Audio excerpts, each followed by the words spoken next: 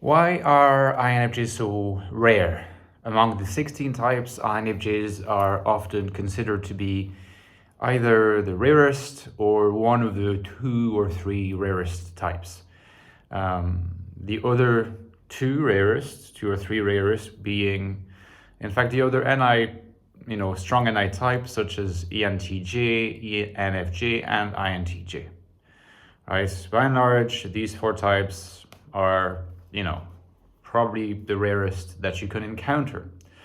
Now, of course, there are some other fairly rare types like INTP, for example, but they're typically understood to be a little bit more common than those 4 NI types, from 4 strong NI types. And so the INFJ is certainly one of the rarest, sometimes considered to be more rare among men than among women, but still, it'd be rare among women as well. So to answer the question, why are INFJs so rare, there's mostly 2 different routes you can take.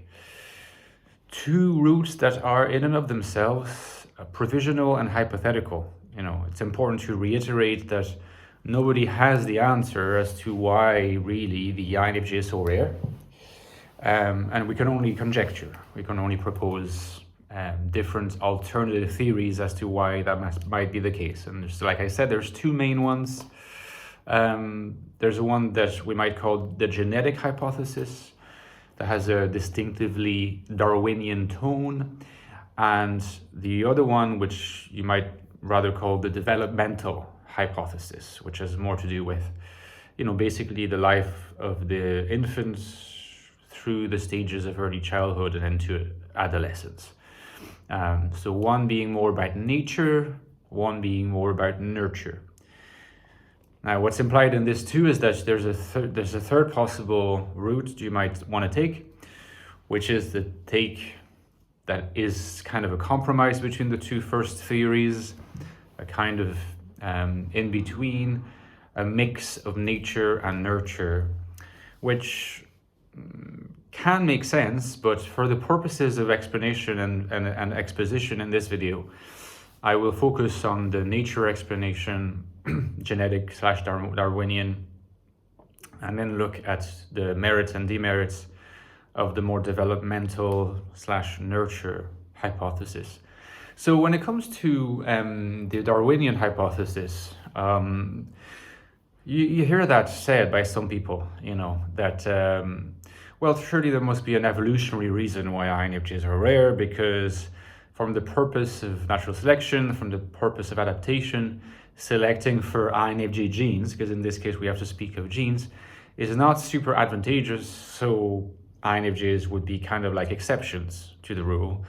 And implied in this would be the notion that, well, surely being an SJ is evolutionarily more advantageous, because SJs tend to be more practical, more concrete, more easily adapted, hence why there are so many ESFJs and ISFJs and so many ESTJs and ISTJs. Okay, so now one thing that I don't like about this particular approach is that, to me, it doesn't entirely satisfy me as to why, for example, an INFJ would be basically by the same level of rare as an ENTJ, right? Because surely, you can twist this in different ways, but surely it is evolutionary advantageous to select for ENTJ genes. ENTJs do very well, and one might like or not like some ENTJs, but they usually know how to go by the world, change the world, achieve goals, make changes. You wouldn't say that ENTJs tend to be divorced from reality and kind of in their own thoughts all the time. They're thinkers, they're relatively abstract thinkers, but through their T and I function and the fact that they have SE, often well developed, they're good, they're well adapted, they can really adapt and achieve their goals. So why would there be, by the same level of rare as INFJs, about whom you can say the same things? Someone might say that one of the reasons is that a society in which there are too many ENTJs would not be conducive to being well run and to providing happiness or thriving for all, because ENTJs are going to be inherently competing with each other, and that could create chaos. I mean, it's an argument that one can hear and that one can reflect on, but I think even if you were to consider that is even partially insightful, it still doesn't explain why ENTJs are so rare. There's even research, surveys that indicate that it might even be rarer than INFJs. So, okay, perhaps a society in which there are too many ENTJs might not be the best society. Possibly, you'd have to provide a sound argument for that. But still, you'd expect, according to the evolutionary argument, that ENTJs, I'm using ENTJs because I think it proposes, as an interesting contrast with INFJs, you'd expect such a type to be more common on evolutionary and natural selection grounds. So now, if we move to the nurture / education / developmental approach, it is, in fairness, an approach that I'm tempted to embrace more and more. Because, one of the ways in which we could articulate or summarize this approach is to say, we don't come into the world as INFJs, but we become INFJs through the stages of early childhood. And I think that the crucial stages are really the first 2 to 3 years that are instrumental, it's the later stages, the Oedipal complex and that, but around the age of 5, 6. But the first few years are very formative, are very instrumental in development of the personality in Freudian terms.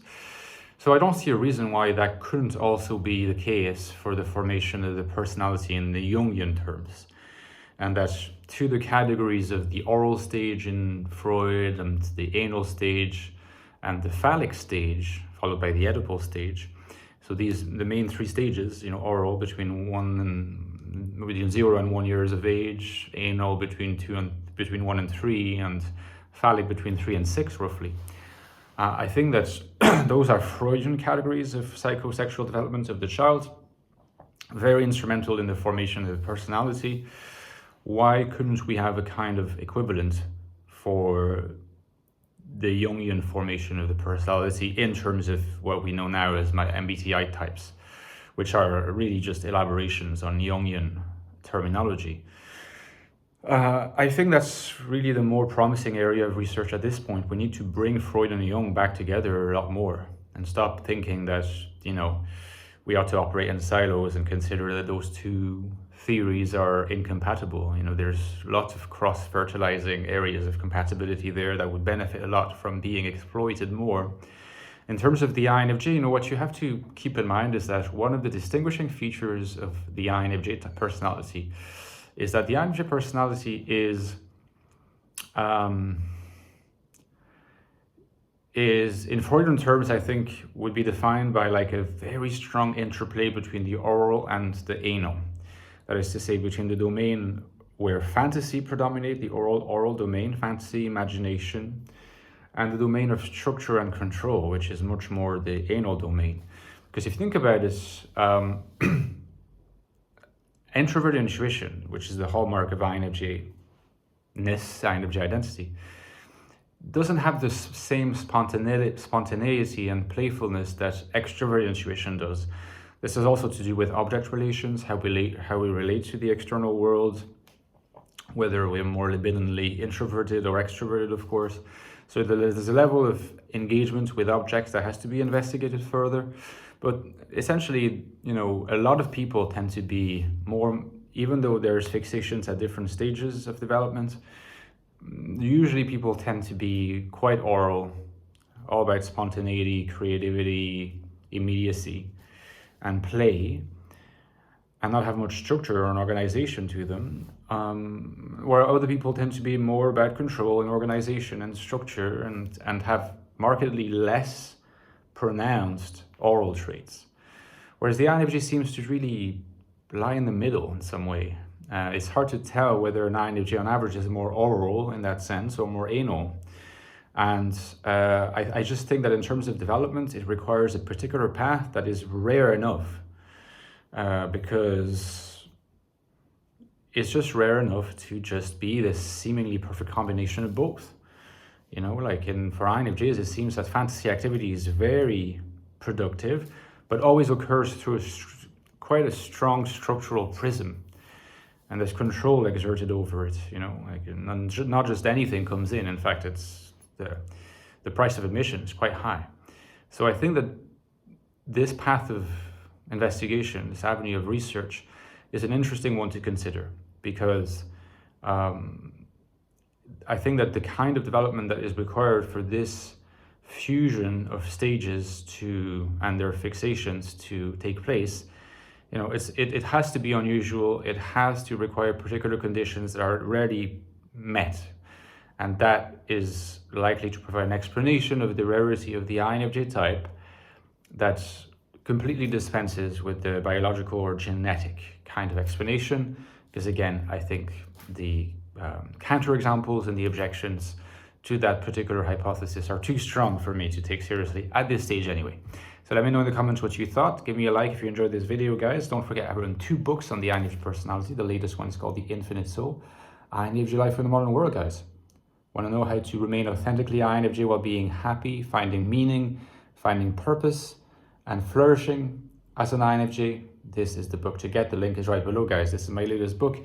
Comes after the prequel, which is The Ecstatic Soul. Might be familiar with this one. This is deepest investigation of the INFJ personality you'll find online in terms of the mental apparatus, the mental landscape of INFJs and consciousness of INFJs. What is it like to be an INFJ? What is it like to have an INFJ mind? This is the book that explores this in the most depth that you'll find online. And of course, the 2 books go very well together. As usual, guys, don't forget that I benefit massively from your kind donations, mostly Patreon donations. The link to my Patreon is down there. I recently released a video, an in-depth bonus content video on INFJs and narcissism.